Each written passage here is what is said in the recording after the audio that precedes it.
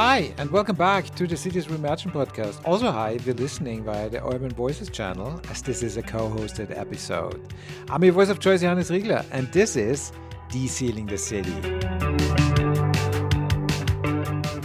More and more, soil sealing is perceived as a big problem and a risk for urban areas. Concrete and asphalt heat up a lot more than green spaces, and you might have felt it yourself during the last summer, during this relentless heat waves which we have now, how it affects your life, the life of people living in the city, and the health. But there's more to that. If you have sealed soil, water cannot go through. If it rains, the water can gets somehow transported into the sewage system and flushed out of the city instead of becoming groundwater, which is also a big problem. And that is why a lot of city administrations are looking for new ways to break up the asphalt and they want to have nature back into the city. But that ambition is much easier said than done. There's a lot of barriers to that. One of them is the fact that often you have 2/3 of the land in cities in private hands, and the mandate of the city administration therefore is limited to break up the soil. But one city which is really leading the way to de-seal and bring nature back into the city is the city of Ghent in Belgium. And today we zoom into their work. We will find out about the challenges and the barriers and how the city administration is addressing them, and how they will make their vision of no net land take a reality. This is a project which is called REWILD. It runs for 3.5 years and is an innovative action by the European Urban Initiative. And I have the pleasure of following the project during this time, so I'm very happy for that. And our guests today are the ones who are really driving the change in Ghent and pushing for rewilding, let's say beyond isolated projects, but making it the new normal in the city. And that is Linde Vertriest, who works for the city of Ghent as a climate adaptation officer and is the mastermind behind REWILD. And we have Annelies Sevenant, who's working on citizen-led actions for more greenery with the Ghent Environmental Front. So let's find out what de-sealing and rewilding a city is really about in today's episode. Enjoy! When you think about rewilding in your city, what's the first image that comes to your mind? I think for me it's mainly the small encounters. I was thinking, the really first picture was like birds in a spring bush. Mm-hmm. You know, the new leaves popping up, the sound as well. And then, of course, when you start asking a question like that, other images also appear. Like last week, we have a small city garden. Mm-hmm. It's really 6 meters by 10 or something. But my son came up and showed me this salamander. Yeah. We have this rainwater tank that's dug in the garden. It collects the rainwater from the roof of our garden shed. And he had found the salamander there, so that was really nice. They're also quite rare, aren't they? Well, in our neighborhood, I live north of Ghent in the Bloemkeswijk, and there are quite a lot there actually. So there's a school in the same street, and they have lots of frogs and salamanders as well. Nice. Which is really cool because the kids, they love to explore. Annelies, how about you? Well, I had a bit the same. Yeah. Sorry. It's like the blackbird who is singing on the highest tree of the neighborhood. For me, that's really nice. And I want to have this kind of happiness by a lot of people. Mm-hmm. Because for me, it's like nature in the city. Mm-hmm. And I associate it with my childhood. That was the time that we had to go to bed. So for me, that's a wild city. Yeah. This kind of small things that you can see and that you can be aware of it. And that also links very much to your work, doesn't it? Yes. With the Ghent Environmental Front. Yes. Tell us a bit about that. Well, Ghent Environmental Front is a regional environmental organization. So we work on a lot of themes. Environmental teams, of course, and we do it with a small group of employees, but we have a lot of volunteers and members who are involved and who are doing really precious work. I am a green project coordinator, so I do a lot of projects to bring nature together with people. So you bring together the social with the environmental. Yes. And there's like a really nice word for it, sociale groenregisseur. It's the social stuff together with the green stuff and mix them and make something precious. Very nice. Linde, and I got to know you as a very enthusiastic person about climate action in Ghent. Where does it come from, and what made you think of rewilding the city? I hear two questions in there. Yeah. Where does it come from? Maybe the first one. I've grown up in the city. I've always loved its vibrancy. I was very proud when I was a child to be from Ghent. Mm-hmm. So I feel very connected to the city. At the same time, my parents took us on walks on Sundays, my brother and myself.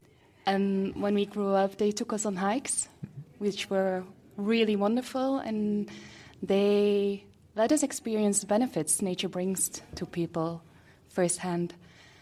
And I think that's really at the heart of it, that love of nature, because you can feel how much you need it as a human and what it brings to you on all kind of perspectives, like mentally, physically, socially as well. And later on, when I went to work, I had the benefit of having many inspiring and very knowledgeable colleagues that I got to learn a lot of in terms of sustainability, in terms of climate change adaptation. And I have the good fortune of still having those colleagues around. For instance, Maaike, who I'm working with. She's really an inspiration and also motivates us to do the best we can. And when you look at the potential impacts for the city of Ghent, you can't not take it seriously. So that's, I think, a very important reason why to invest so heavily in this topic. And you see that as a team, we are really very much involved in what we do in our policy work. And when you look at climate change impacts, actually soil sealing has an impact that even strengthens these negative impacts, such as flooding, heat stress, and so on. They are all exacerbated by soil sealing. And Ghent is a very sealed-off city. It's up to 40% of our territory is sealed off.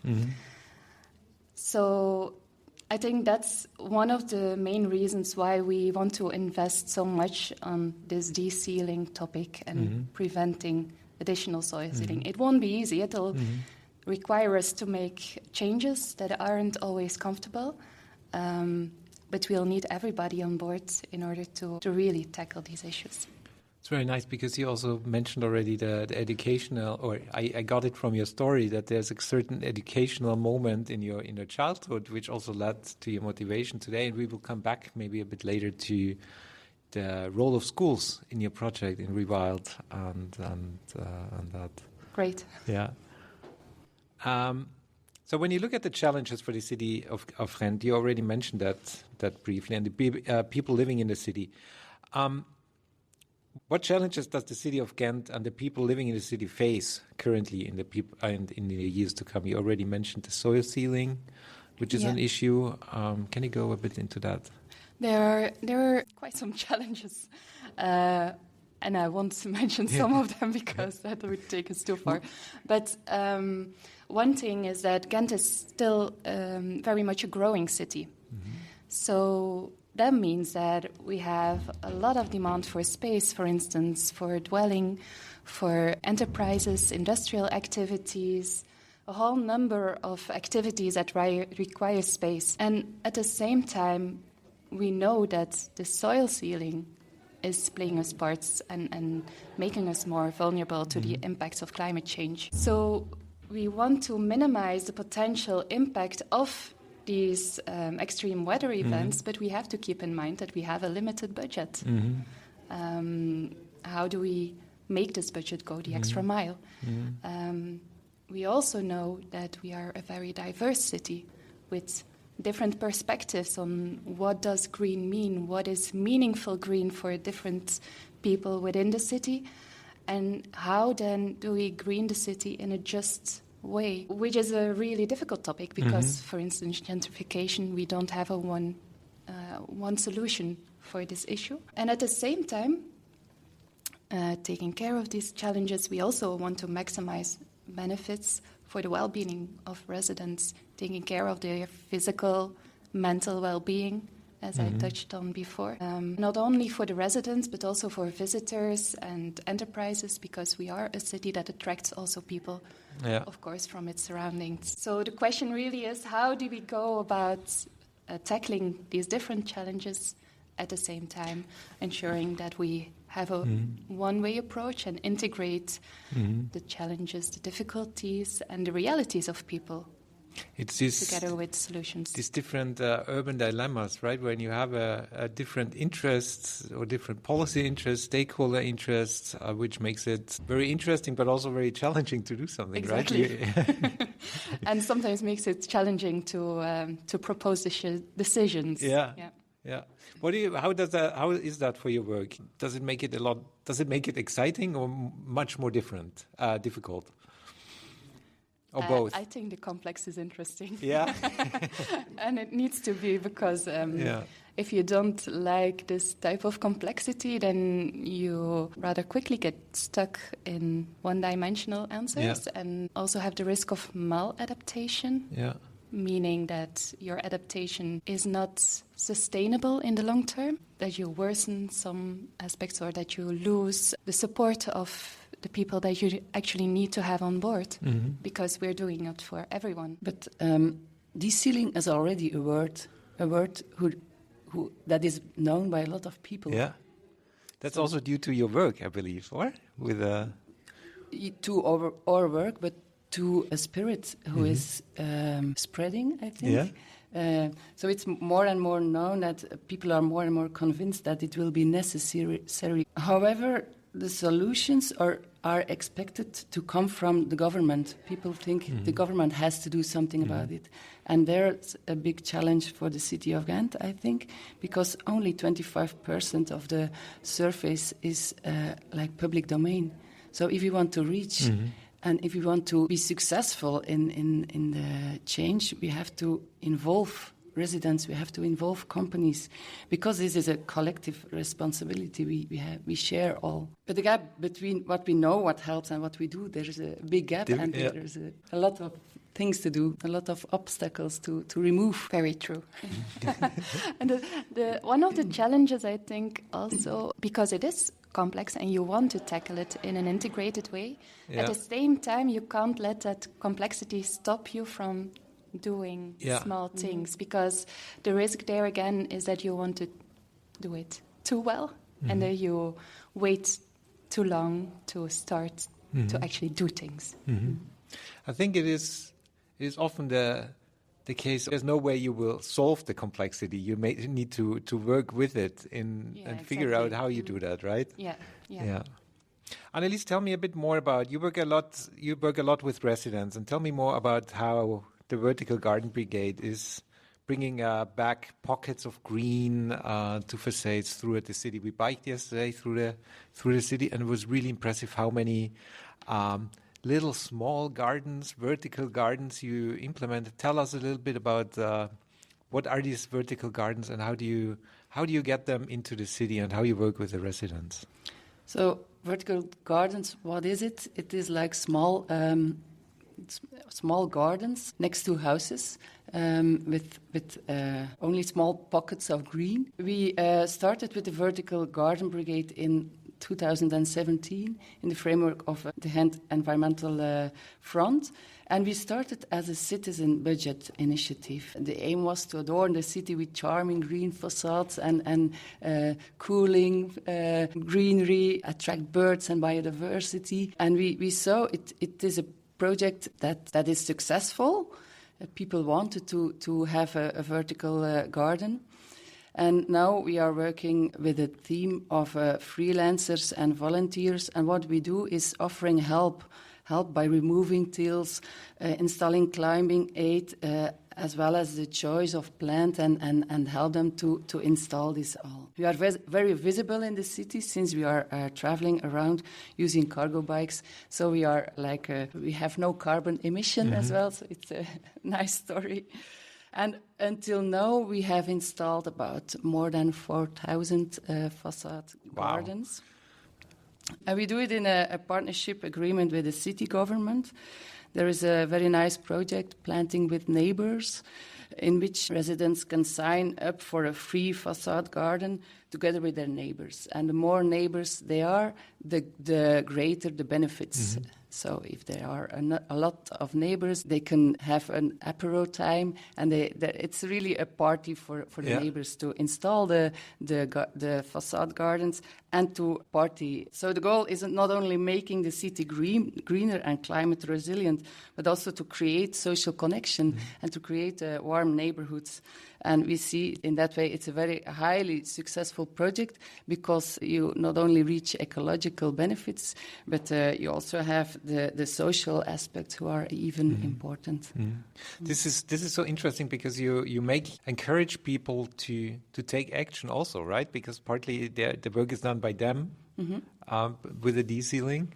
And it's really fascinating. Also that it comes out of a citizen or of a participatory budget that you had the idea to do that. That now you work with the city on rolling it out on a larger scale, or you do that for a couple of years.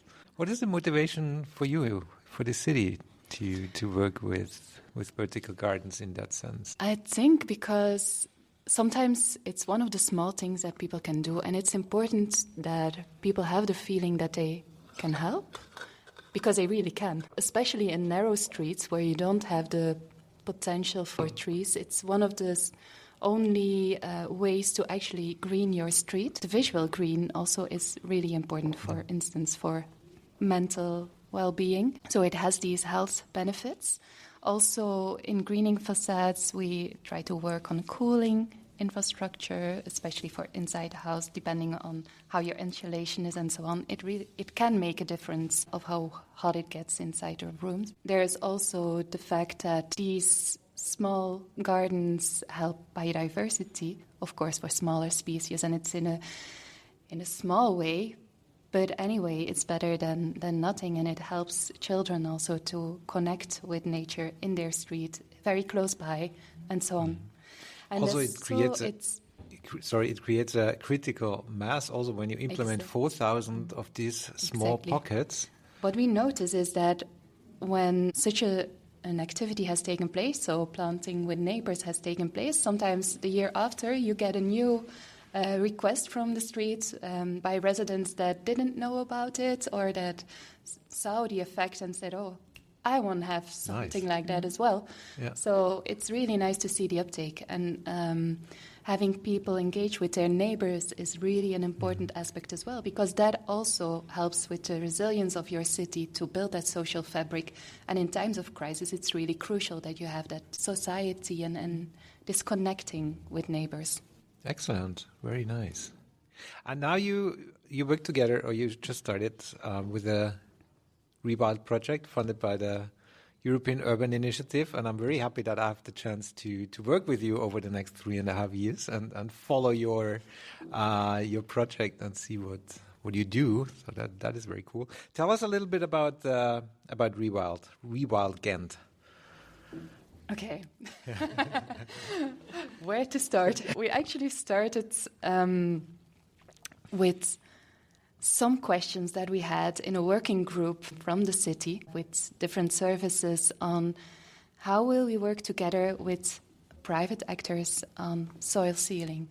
Because we know, as Annelies mentioned, 75% of soil sealing is located on private terrain. So if we don't have citizens, residents, prizes on board, it will be very hard to actually go to the level of protection that we want to offer, be able to offer Ghent. We need them on board. So we have this question of how do you actually combine ideas such as no net land take, the donut model, where you say, okay, we don't want to expand our land take anymore.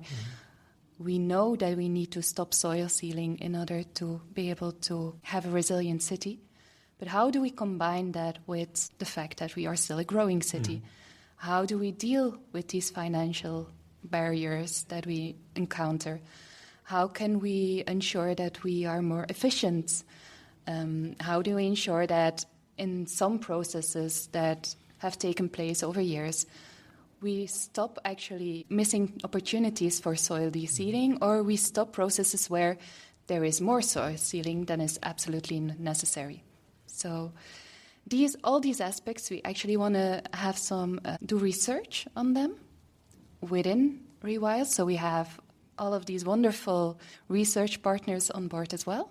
They'll help us to go the extra mile there.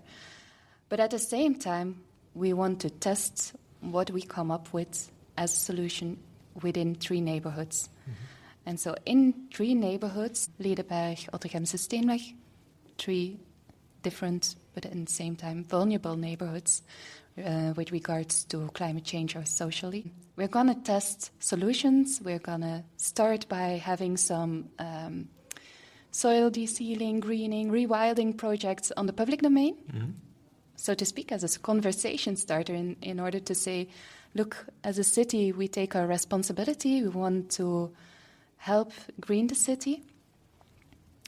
And at the same time, have this moment as a start to start a conversation with residents, with enterprises, in asking, how can you help? And how can we help you to help us? What do you need? What are your needs, for instance, as an enterprise from the city in order to be able to invest also in your neighborhood, become more resilient as a result as an enterprise as well, connect with your neighbors and so on. So not only will we have these public or these projects on the public domain, we'll also start a dialogue with enterprises, citizens, on what they can do on their own terrain or how they can help in the public domain. For instance, thinking about helping in green maintenance, not on their own, not aside from the city, but together with the city and supported by the city. We believe in that way, because I think when people can help manage and help maintain the green in their neighborhood, you create ownership, but you create as well a kind of proudness to be happy to live here, to be proud of being one citizen of Ghent. So I really believe in this. Will it be easy? I don't think that. Then it would be boring also, right? Of course. So it's a big challenge. We have to search what can help or what could be a problem, and we have to assist, and that's the big challenge of this project, and in our role as well as being Ghent Environmental Front. Yeah. What is your role in the project? How will you work in the project? For the 3 neighborhoods, we want to make an unsealed opportunity map, and we want to make it together with citizens, with organizations. So it has really to be a map who is built up bottom up. I'm convinced that people who are living in the neighborhood, they can see more than who is on the desk, who is working on the desk. So I believe in working together and put this information together and become to have a stronger result. So that's one of the things we will do. We will build up that opportunity map. And at the same time, we will try to encourage residents, organizations to deseal on their own properties. And by doing this, as we are Ghent Environmental Front, we have a lot of members in Ghent, a lot of volunteers. I think we have a role to play to talk about this and to show inspiring examples to even more than the 3 neighborhoods to inspire all those people with good examples. It's also what I find so beautiful about this project is how it's driven by the city, but how that you include 2 NGOs also in the implementation of the project. I think that is quite remarkable. Yeah, I think we have a long-standing cooperation, especially with the Ghent Environmental Front. They keep us on our toes, which is really good. Yeah. But the fact is that they have a different role within the city, and it helps to address things in a different way. They have different conversations with citizens, and it's good to hear that voice or those voices as well. And so I think it's really a benefit, and Ghent is lucky to have something like the Ghent Environmental Front because it enriches its policy. And as Annelies explained, for instance, the Facade Garden Brigade, as we say in Ghent, it was actually their initiative that we supported, and we saw the added benefits. And then as a city, you can decide to take it to the next level or to further explore it together and make something even nicer out of it. So I think it's really an added benefit. Very nice, because I think this is often overlooked, this role NGOs or local initiatives can play for getting in other cities, for getting towards sustainable future, so to get things done. Also on the European level, I think we're not there yet to really grasp the potential of all the local initiatives which are out there in the cities and make them visible and part of, let's say, this urban transformation journey. So I really find that very interesting in Ghent. Yeah, we're not there yet, I think. We still have a lot to learn as well. There are some very nice examples in the Netherlands as well. Arnhem, for instance, has really nice examples of working together with citizen movements, NGOs and so on. Also, sometimes it's challenging. So you have to make choices as a city. You don't have budgets to do everything you would like to do. So sometimes it's also not easy. But maybe that's the reality. There will be less budget, and at the same time you have those environmental organizations or those neighborhood organizations who are there with a lot of energy, a lot of dreams, and I think by combining this, you can spring much higher than without. So I think you have to work together, and that's the reason why I'm so happy that we are like in this project, and we will spring higher, I think. Yeah, that's the idea. Linde, how does REWILD make cities or the city's neighborhood healthier and more resilient and more robust towards sustainable futures? Yeah. I think we've touched on a few of those issues already, and they actually play on different fields such as the environmental, the mental and physical well-being. Rewilding for us is really very much about well-being of citizens, and not only now but also in future times, keeping climate change impacts or potential impacts in mind.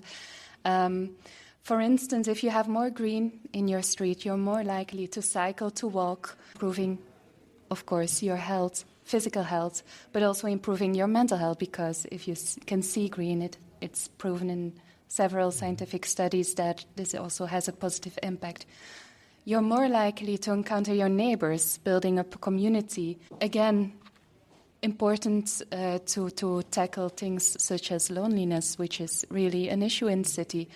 Getting to know your neighbors, and that's why planting with neighbors, for instance, is such a nice initiative, because we see that sometimes elderly people can count on, or people who are just not in the possibility to garden anymore. They can count on their neighbors, and you get to know each other. It's building the social fabric, and starting from that point, you can go into other initiatives. And aside from those well-being aspects which take front stage in these kind of initiatives, it's of course also about limiting damage. And we have to be honest there are some small pocket gardens that won't do that much to this, but it builds the support basis for larger projects as well. It builds the support basis for greening your neighborhoods, having neighborhood parks, for instance, accessible. And I think what is important to the city and what we want to explore further within REWILD is also how to go about this in a just way. And there's a nice link there with another European project that that the city is conducting right now, or is part of. It's Just Green, where we want to explore what is socially responsible green, which indicators do we need to use as a city administration. Again, there are some distance rules, for instance, that you want to have access to a neighborhood park within 400 meters. It relates to the 330-300 rule that is now becoming more popular. And also Ghent wants to invest in this new rule. Tell us a little bit about this rule. The 330-300, it's really about the fact that each citizen should be able to see 3 trees from his or her home. You want to have a tree canopy cover of 30%. We're a long way off there. Still lots to do. And the 300 meters stands for having accessible greenery from your place at 300 meters walking distance. So in Ghent, we have had a rule that we want to have accessible green 150 meters from the door. At 400 meters, we want to have a neighborhood park, and that's a park that is at least 1 hectare large. So I think with the 300 rule, as Professor Konijnendijk developed it, it says a half a hectare, but I'm not 100% sure. So there are some small differences, but the idea is the same. Yeah. Annelies, what do you think? How does the project make Ghent a better place, or more healthier and more resilient? Well, Linde told already a lot. Yeah. I can say, all those things. But also I think, to cover all those things, we have to look for synergies and to look for not a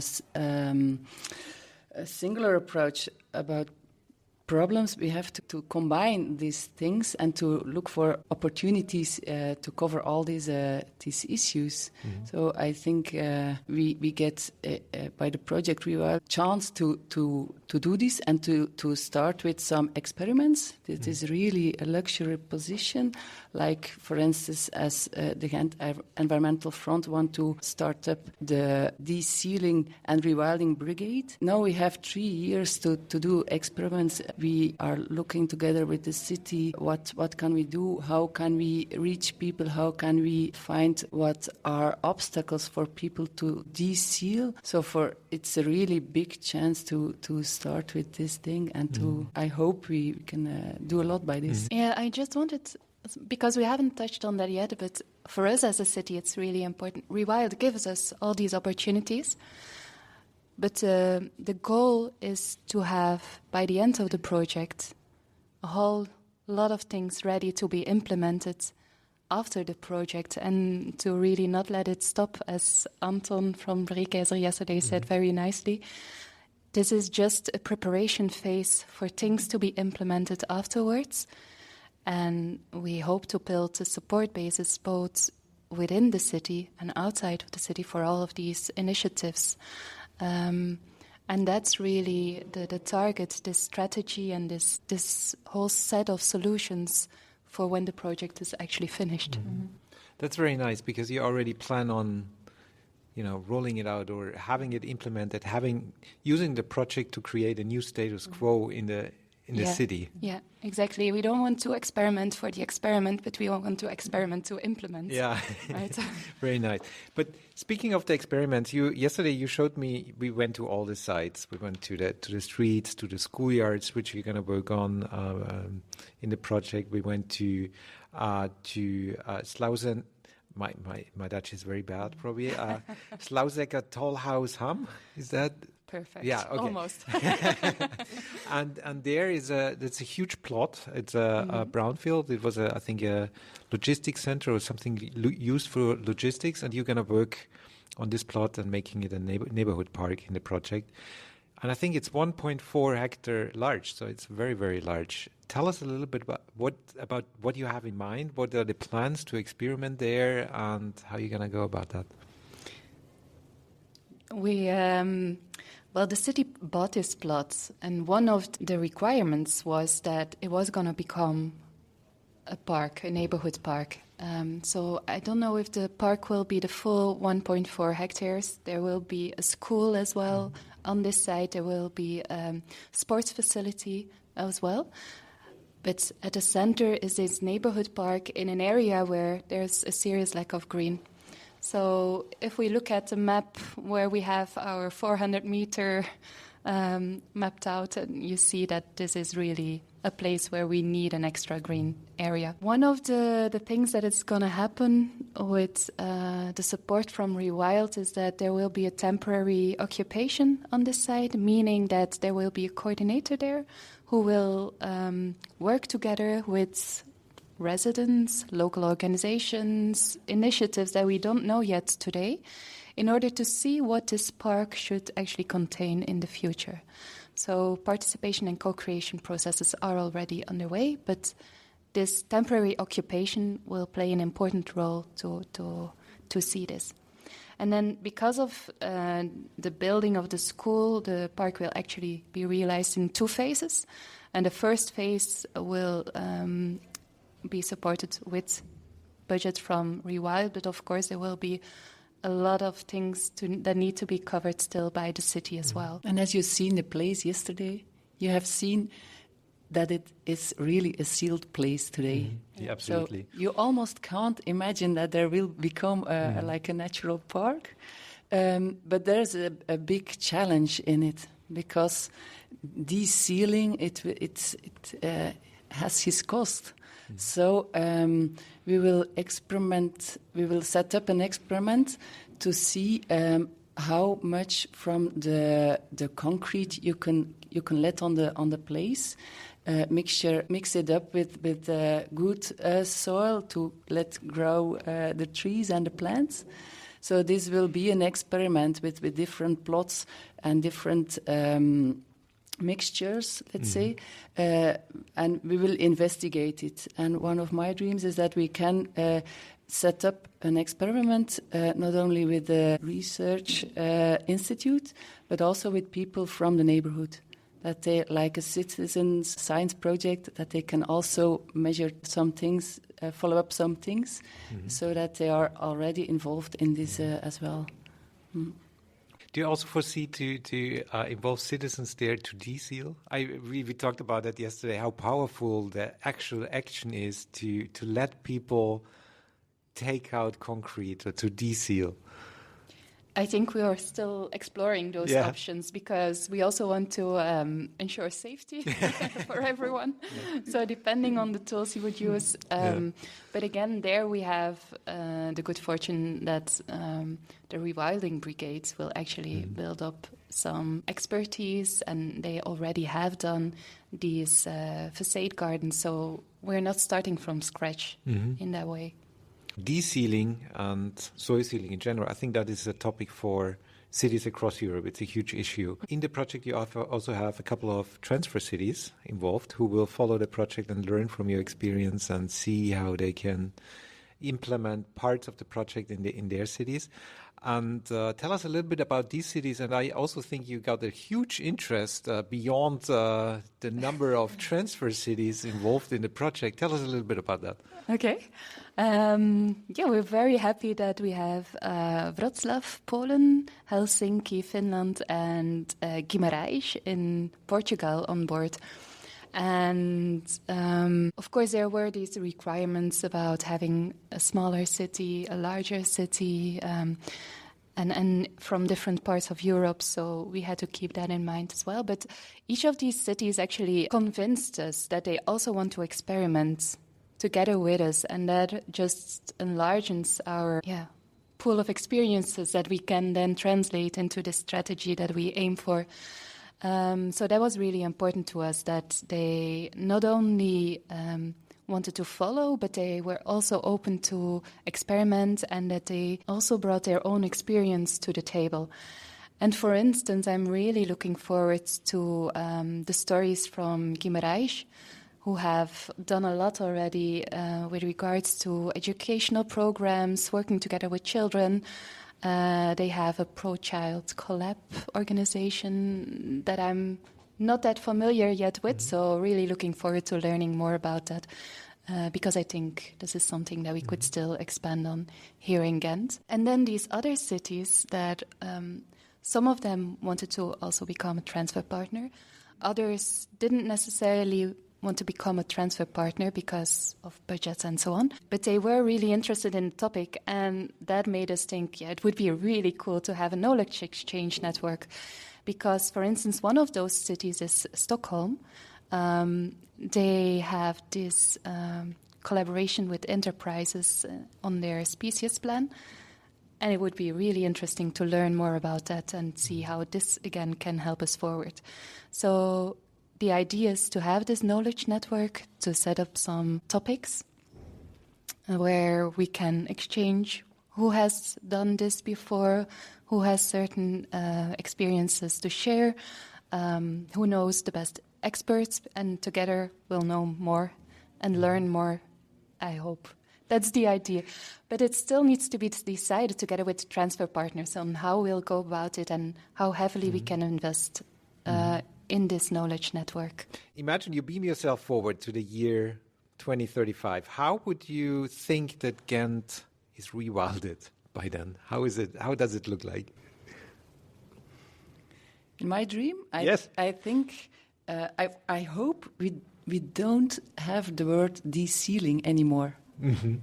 Because it isn't needed anymore. It's no longer a verb, because there is a totally different mindset, and that's the most important thing, I think. So we will, I hope we will have the mindset of when we design places, it is green unless. And that's a totally different mindset. So I hope as well that we no longer have to debate about the number of cars when we design public areas, because this means that we have made a mindset as well in the model shift. And I hope we can look back and can say what weird we were to pave all these places, all these streets.